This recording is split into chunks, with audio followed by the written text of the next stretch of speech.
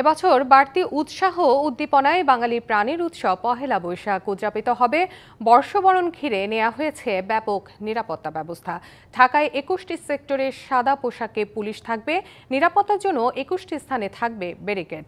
CCTV camera দ্বারা পুরো অনুষ্ঠান মনিটরিং করা হবে। মুখোশ, ব্যাগ, দাহ্য পদার্থ ব্যবহার করা যাবে না।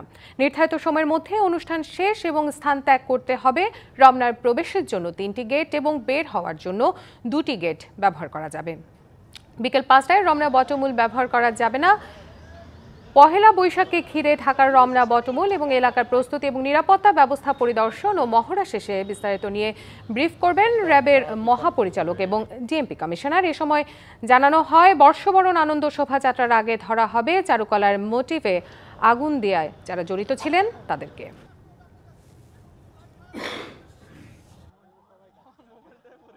বর্ষবরণ অনুষ্ঠানসমূহকে কেন্দ্র করে ঢাকা মহানগরীকে ২১টি সেক্টরে ভাগ করে ঢাকা মেট্রোপলিটন পুলিশের পক্ষ থেকে পর্যাপ্ত সংখ্যক ইউনিফর্ম ও সাদা পোশাকে পুলিশ সদস্য মোতায়েন করা হবে।